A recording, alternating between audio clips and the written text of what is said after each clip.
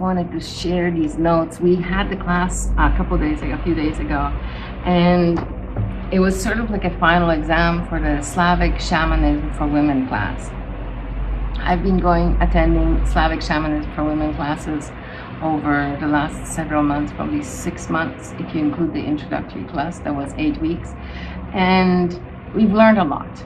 I really have learned a lot. And one thing that I learned, and this is a synopsis of it, and I am going to be reading, so don't, if there's any Toastmasters watching, don't judge me for this.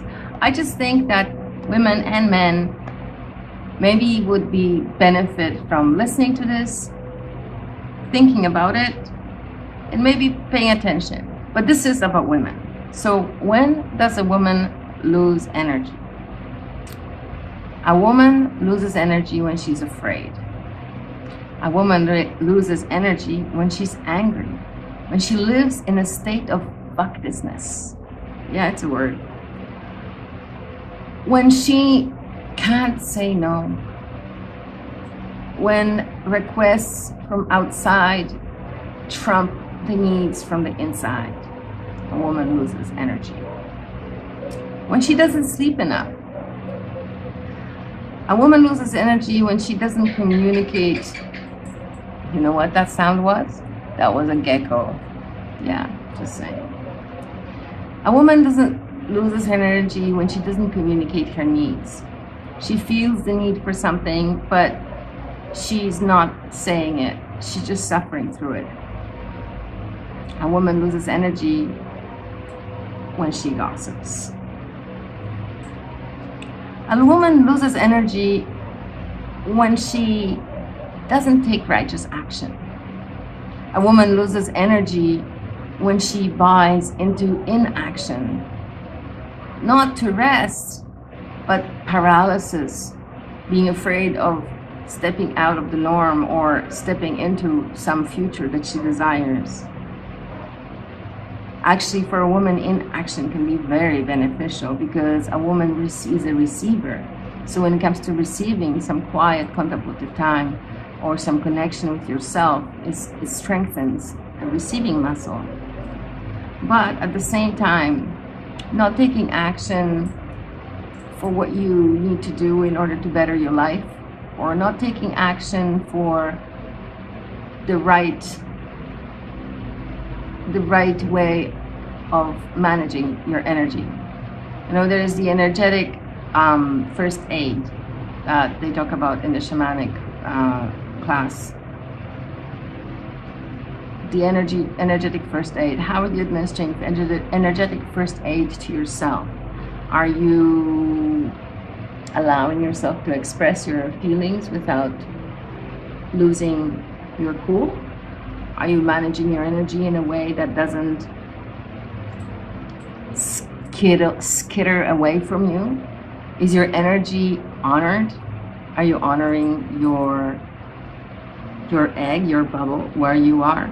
And are you observing the border, the boundary between your energy and someone else's energy, your needs and someone else's needs, and noting the difference? What is the difference between your needs and other people's needs?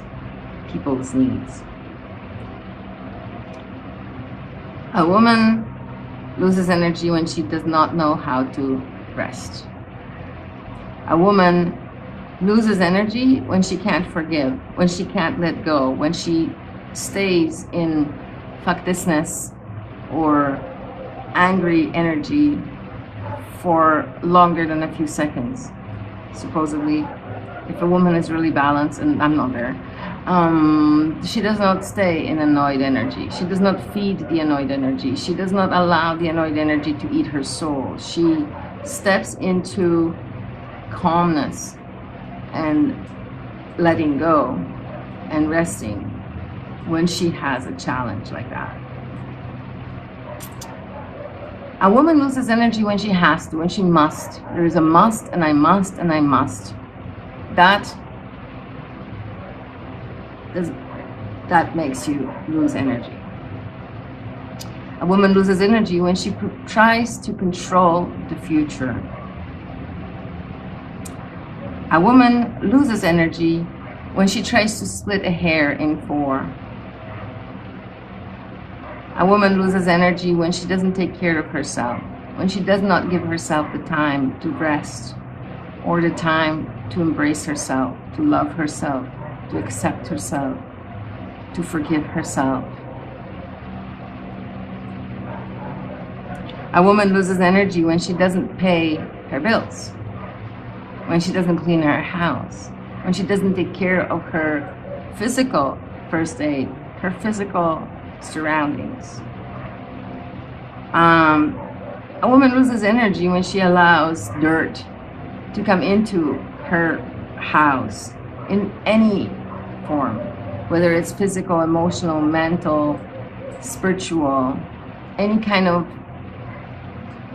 darkness, dirty energy, badness. I don't know, there's some words, Polish words I can't translate because it just means dirt. Disease, pestilence, I think pestilence. So any kind of, there's energetic first aid for your house where you use a broom or you use energy to release. And there was the gecko. Dog ran after him. So when any part of your life is untaken care of, unkempt, that shows that you're leaking energy from that aspect of yourself. We're allowed to be angry. We're not allowed to be eaten by our angry emotions, consumed by our angry emotions, removed from our life by our angry emotions. I allow myself to stay in the emotion, but not sit down in that emotion, to feel the emotion, to experience the emotion, to explore the emotion for a moment, to see what it means and where it's coming from or where it's going. But at the same time, do not let that emotion step into the amygdala hijack and start going on repeat. Oh my God, oh my God, oh my God, oh my God. Because that does not serve anybody. And I can tell you, I fall into that sometimes myself. So I have the right to be angry, but I also have the right to observe myself and allow myself to let go of the anger in a time that does not hurt my physical body or my emotional body or my mental health. So there is the other side about woman charging her energy, but I'm going to leave that for another video. This video is quite long enough. Have a wonderful night, and remember, if a woman loses energy that way, maybe a man would too. Any kind of extreme imbalance. A man, okay, I'll say a moment about this. A man will probably rest better through action. That's why they like to go to the gym than sitting in a bath like a woman. He builds energy from energy because man, masculine, right side action, left side receiving, woman receiving, resting. It's all in balance, in a balance. But a lot of these apply to men as well. Because lack of righteous action shows that you're allowing negativity to seep in to your life, to your mind, and then your mind comes out of your mouth, and when it comes out of your mouth, it creates your future. So remember that.